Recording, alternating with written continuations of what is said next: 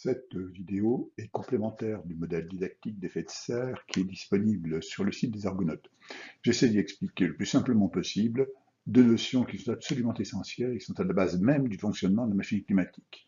Il s'agit d'équilibre radiatif et du fonctionnement de l'effet de serre. C'est en 1975 que cette courbe a été publiée. Elle représente l'évolution de la concentration en gaz carbonique mesurée à Mauna Loa, à Hawaï, loin de toute source de pollution. On y voyait déjà une augmentation régulière de la concentration qui était passée déjà de 310 parties par million à peu près 330 parties par million. C'est d'ailleurs à cette époque que j'ai passé ma thèse, qui ne me rajeunit pas. Mais depuis, ça ne s'est pas arrangé. On voit que cette courbe continue d'augmenter régulièrement. On en est maintenant à 420 ppm. Autrement dit, il y a eu une augmentation de plus de 30% de la concentration de gaz carbonique dans l'atmosphère. Entre autres, sur cette courbe, on voit aussi des oscillations annuelles qui correspondent à l'influence de la végétation qui est essentiellement concentrée dans l'hémisphère nord et qui a donc un cycle annuel. S'il y avait la même concentration de végétation dans les deux hémisphères, eh bien, l'une compenserait l'autre, évidemment. Ce n'est pas le cas. Le modèle disponible sur le site des Argonautes est en fait très semblable au tout premier modèle réalisé à la fin du XIXe siècle par le Suédois Svante Arrhenius. Arrhenius est le premier à avoir tenté d'estimer le réchauffement qui adviendrait si la concentration de l'atmosphère en CO2 doublait. C'est ce qu'on appelle depuis la sensibilité climatique. Alors c'est vrai qu'à son époque, on commençait à utiliser massivement le charbon, mais Arrhenius pensait qu'il faudrait à peu près 1000 ans pour en arriver là, et on a été nettement plus vite. Avec les moyens dont il disposait et des calculs longs et fastidieux, il a trouvé que la température montrait d'environ 5 degrés, et donc une sensibilité climatique d'environ 5 degrés. Au cours du XXe siècle, les données expérimentales sur les propriétés d'absorption des gaz de l'atmosphère ont beaucoup progressé et dès les années 60, avec un modèle à peine plus complexe, Manabe et Weatherald obtenaient une sensibilité voisine de 2,3 degrés et c'est aussi la sensibilité du modèle didactique. Les estimations les plus récentes de la sensibilité, au moyen des données expérimentales, la paléoclimatologie en particulier, et puis des modèles beaucoup plus complexes, donnent des résultats qui varient entre 2 et 5 degrés avec une valeur la plus probable autour de 3 degrés centigrades, c'est-à-dire pas très loin de ce que donnent ces modèles pourtant très simples et même extrêmement simples, puisqu'ils se résument à une colonne d'atmosphère au-dessus d'une surface unique. On ignore donc tous les mouvements horizontaux de l'atmosphère et de l'océan. Si ces modèles grossiers sont capables de donner des estimations qui sont loin d'être ridicules, c'est qu'en fait ils contiennent déjà les éléments physiques essentiels. Notez bien qu'on s'intéresse ici à l'évolution de la température globale de la planète, et pas aux détails de ce qui se passe localement, ou au cours de l'année, ni même d'une année sur l'autre. À ce niveau, ce qui compte, c'est la quantité de chaleur que gagne ou perd la planète. Si elle gagne plus de chaleur qu'elle n'en perd, elle se réchauffe, nécessairement. Ensuite, cet excédent de chaleur se redistribue entre l'atmosphère, l'océan et la surface, et différemment suivant la latitude, les continents, etc. Et ça devient évidemment extrêmement compliqué. Et c'est à ça que servent les modèles climatiques, comme ceux qui ont servi de base pour les rapports du GIEC. Mais si on se limite à la tendance globale, le bilan d'énergie de la Terre est l'élément le plus important. Dans les quelques slides qui suivent, on va préciser ce bilan, mais d'abord, il y a deux notions à préciser. La première concerne les échanges de chaleur, et la deuxième concerne le rayonnement électromagnétique. Alors, ce qu'on appelle couramment la chaleur, qui est plus exactement l'énergie thermique, c'est l'agitation des atomes et des molécules. Plus les particules vont vite, et plus elles s'entrechoquent, et plus la température est élevée. Pour augmenter la température d'un corps, il faut donc accélérer ces particules, et ça peut se faire de trois façons. Ça peut se faire par conduction, auquel cas les particules du corps le plus chaud télescopent les particules du corps le plus froid, à la frontière d'abord, c'est-à-dire au bout de la barre de fer du dessin, et les accélèrent à leur tour, jusqu'à s'entrechoquent avec d'autres plus froides, etc. Deuxième méthode, c'est la convection. Dans ce cas, les particules chaudes sont transportées par les mouvements macroscopiques de la matière, l'air, l'eau, n'importe quel fluide, et ces particules chaudes remplacent les particules froides. C'est ce qui se passe ici dans la boucle où l'air est chauffé par le feu et monte pour être remplacé par de l'air froid qui va chauffer à son tour et ainsi de suite. Puis la troisième méthode, c'est l'absorption des photons du rayonnement électromagnétique.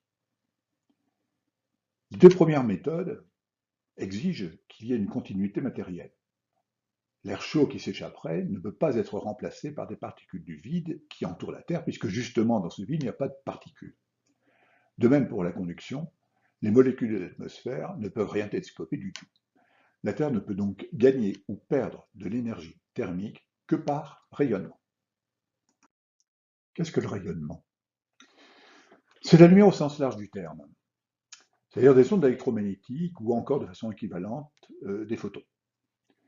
Toutes les ondes électromagnétiques ont des caractéristiques communes et, entre autres, leur faculté d'interagir avec les charges électriques et donc avec les charges des atomes et des molécules. Ce qui les différencie, c'est leur fréquence, ou encore leur longueur d'onde qui est proportionnelle à l'inverse de la fréquence.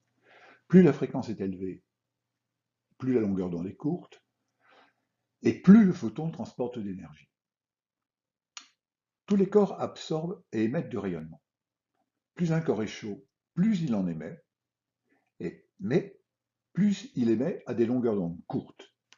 C'est ainsi que pour émettre du rayonnement gamma, il faut des températures de l'ordre du million de degrés. Alors, cette température se rencontre, si on peut dire, au centre du Soleil, parce que je ne vais pas y aller, mais le rayon du Soleil est de 700 000 km, et la température à la surface, c'est-à-dire dans la couche qu'on appelle la photosphère, et d'où sa lumière nous provient, n'est plus que de 5500 degrés centigrades, ou encore 5773 degrés Kelvin. La température d'émission du Soleil est donc de 5500 degrés. Pour le Soleil, la quasi-totalité de son rayonnement se situe dans l'ultraviolet, le visible ou le proche infrarouge. Et le maximum a lieu pour la couleur jaune vers 0,6 microns.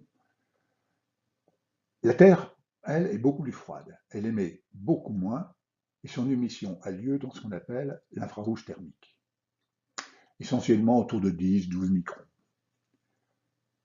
Le vert a la particularité d'être transparent pour les plus courtes longueurs d'onde, inférieur à 2,7 microns, et opaque pour les plus grandes. Il laisse donc passer le rayonnement solaire, mais il absorbe le rayonnement infrarouge qui est issu de la Terre. C'est l'origine du terme effet de serre. L'atmosphère est en effet essentiellement transparente au rayonnement solaire et elle absorbe le rayonnement infrarouge un peu comme le verre. À noter quand même que dans le cas de l'effet de la serre elle-même, ce qui permet de conserver la chaleur, c'est que les portes sont fermées, ce qui empêche les échanges par convection. Ce qui justifie l'expression d'effet de serre, c'est que la Terre étant isolée dans l'espace, les seuls échanges possibles se font au moyen du rayonnement électromagnétique. Alors, ces échanges par rayonnement électromagnétique ont également lieu dans une serre à la surface de la Terre, mais ils sont minimes par rapport aux échanges convectifs. On a maintenant tous les éléments qui nous permettent de déterminer le bilan de l'énergie de la planète, et donc ces échanges de chaleur avec l'extérieur. Alors, d'abord, je récapitule. La Terre est isolée dans l'espace, elle ne peut donc pas échanger de chaleur ni par conduction, ni par convection. Elle ne peut le faire que par rayonnement.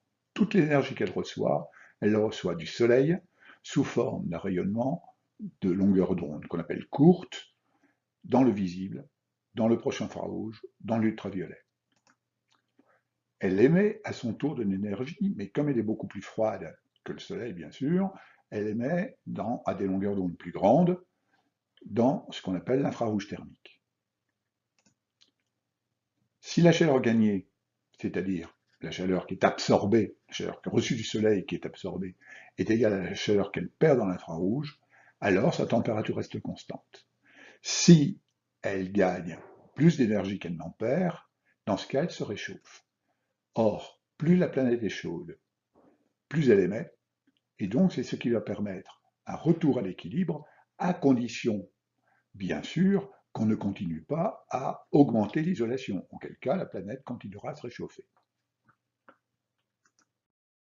On a maintenant tous les éléments pour préciser ce bilan d'énergie de façon quantitative. La Terre est une sphère, isolée dans l'espace, qui émet donc un flux que j'ai noté flux infrarouge au sommet de l'atmosphère, le fier de SA. C'est une sphère dont sa surface est 4πr2, où R est le rayon de la Terre, à peu près 6400 km. L'énergie totale émise, c'est donc le produit de la surface par ce flux infrarouge, et ça se mesure en watts. Elle est éclairée par le Soleil, qui lui envoie sur une surface perpendiculaire au rayon du Soleil un flux que j'ai noté F0 et qui vaut en moyenne 1360 watts par mètre carré. Cette énergie est interceptée par le grand disque de rayon 6400 km. De surface, donc πr2, et le flux solaire intercepté, c'est le produit donc de cette surface πr2 par le flux solaire F0. Une partie de ce rayonnement est réfléchie. On appelle albédo la proportion qui est réfléchie et qui est d'environ 30% pour la planète Terre. L'énergie réfléchie est donc le produit alpha πr2 F0. C'est la différence qui représente l'énergie absorbée, c'est donc 1 moins alpha πr2 F0. Le bilan énergétique, c'est donc la différence entre cette énergie absorbée, l'énergie solaire absorbée, et l'énergie infrarouge qui est émise au total. On appelle bilan radiatif la quantité 1 moins alpha F0 sur 4 moins alpha fier de sommet de l'atmosphère, qui est obtenue tout simplement en divisant par la surface de la planète. Cette fois-ci, le bilan radiatif se mesure donc en watts par mètre carré. À l'équilibre, ce bilan doit être nul. S'il ne l'est pas, la planète se réchauffe ou se refroidit suivant son signe. À l'équilibre, le flux infrarouge au sommet de l'atmosphère doit être, avec les valeurs numériques que j'ai données, c'est-à-dire le flux solaire de 1360 watts par mètre carré et puis un albédo de 30%, ce flux infrarouge au sommet de l'atmosphère doit être de environ 238 watts par mètre carré, ce qui correspond à une température de moins 19 degrés centigrades, qui est très nettement inférieure bien sûr à la température de surface, et c'est cette quantité, cette différence qui résulte de l'effet de serre.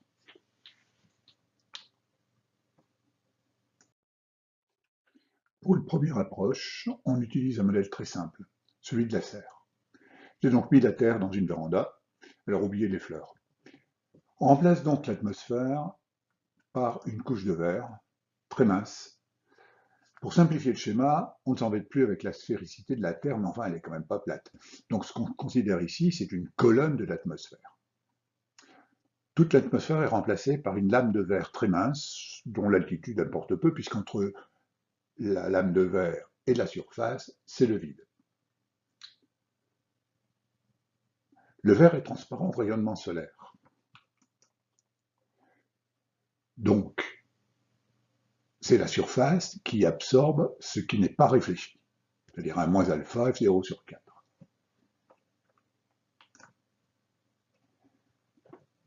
Le sommet de l'atmosphère, c'est la couche de verre. C'est donc là que le bilan radiatif doit être équilibré.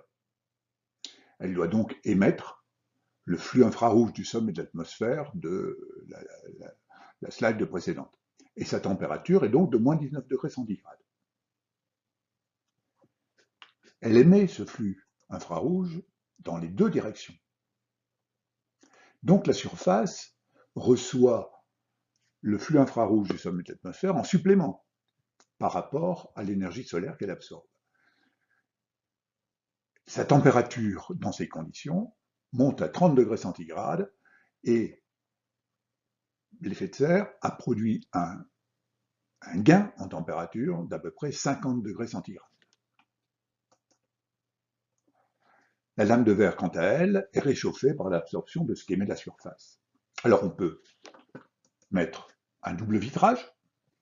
Dans ce cas-là, le gain de température est de l'ordre de 85 degrés. Avec un triple vitrage, il monte à 110 degrés, et puis on peut continuer comme ça avec de multiples couches de verre. L'effet de serre ne va pas vraiment saturer, il va diminuer progressivement, bien entendu. Bon, en ce qui concerne euh, la Terre, l'effet de serre est inférieur à 50 degrés centigrades, il est de l'ordre de 35 degrés centigrades, et la raison en est que l'atmosphère est loin d'être aussi opaque que ne l'est le verre.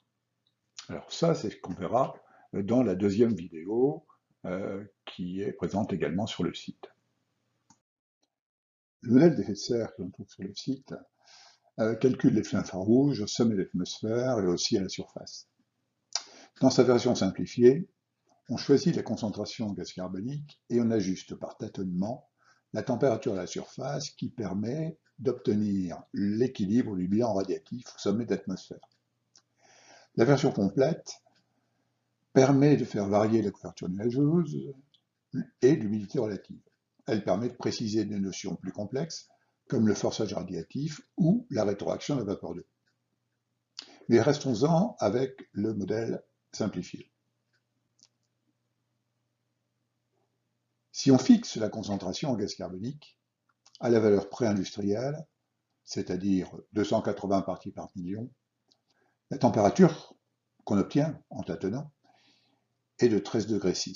C'est celle qui équilibre le bilan radiatif. En 2020, la concentration était de 410 parties par million. Pour cette concentration, la température qui permet l'équilibre du bilan radiatif est cette fois de 14,9 degrés. Le réchauffement serait donc de 1,3 degré. Or, d'après le dernier rapport du GIEC, le réchauffement moyen de la décennie 2011-2020 par rapport à la fin du XIXe siècle est de 1,1 degré. On n'est donc pas si mauvais que ça, parce qu'on n'est pas très très loin de ces 1,1 degré, juste un petit peu plus. Il y a sans aucun doute compensation entre différents types d'erreurs. Le modèle est hyper simple. Il n'a qu'une seule dimension, c'est la verticale. Il ignore tous les mouvements horizontaux, il n'y a donc pas de dynamique de l'atmosphère ni de l'océan. D'ailleurs, il n'y a pas d'océan dans ce modèle. Et il ignore aussi un certain nombre de processus comme le forçage radiatif des autres gaz à effet de serre, que sont le méthane, l'ozone, le peroxyde d'azote, et puis dans ce modèle, il n'y a pas non plus d'aérosol.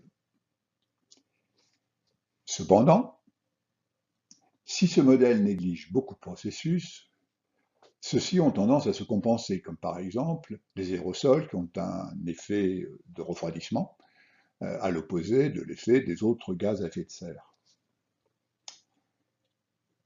Et puis, ces forçages sont nettement moins importants que ceux des deux principaux gaz à effet de serre, que sont le CO2 et la vapeur d'eau. Et le modèle tient bien compte du fait que lorsque la température augmente, la vapeur d'eau augmente, et donc l'effet de serre de la vapeur d'eau augmente elle aussi. Et comme la vapeur d'eau est le plus puissant de tous les gaz à effet de serre, son augmentation a une importance considérable. C'est ce qu'on appelle une rétroaction positive, parce que l'effet de serre de la vapeur d'eau augmentant tend à augmenter l'effet de serre total, bien sûr, tend à augmenter la température de la planète, ce qui tend à augmenter la concentration de vapeur d'eau, etc. C'est ce qu'on appelle un effet boule de neige.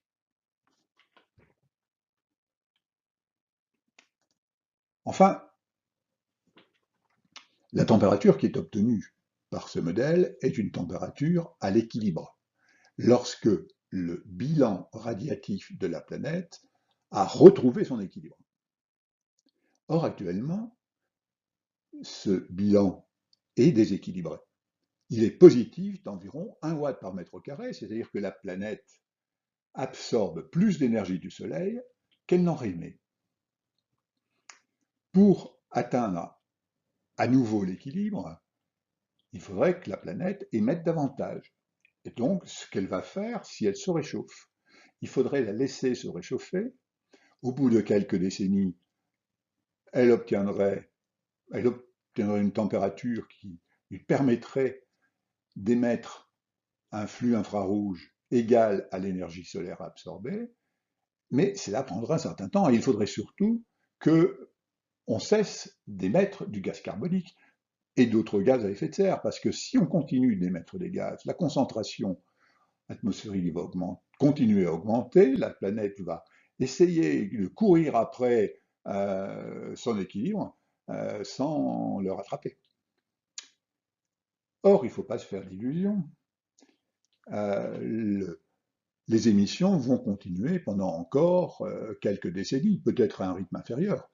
Mais si elles continuent, la concentration en gaz à effet de serre dans l'atmosphère va continuer d'augmenter.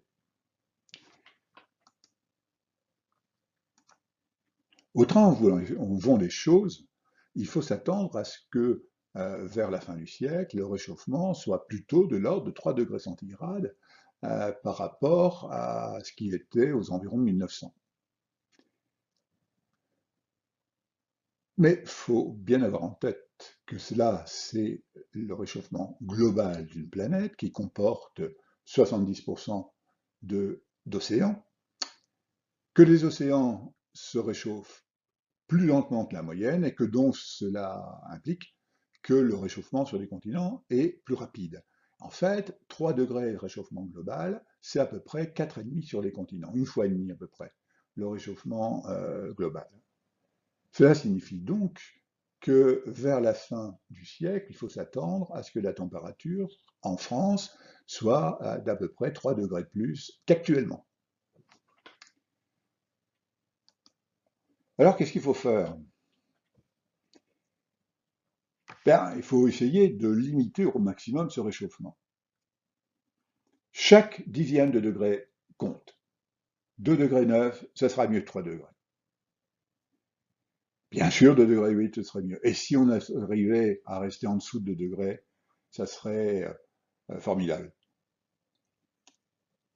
Et puis, il faut aussi essayer de retarder ce réchauffement.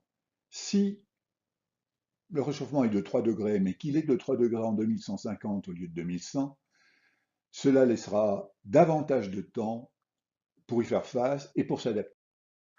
S'adapter, ça veut dire modifier considérablement notre mode de vie, pas simplement des petites retouches de ci, de là. Ça va changer de fond en comble. Changer des pratiques agricoles, par exemple, changer de type de culture, changer les modes de transport, changer les transports eux-mêmes, moins se déplacer, moins déplacer les marchandises. Il faudra changer les habitats, changer les villes, il faudra accueillir les réfugiés climatiques, et plein de choses encore, bien sûr.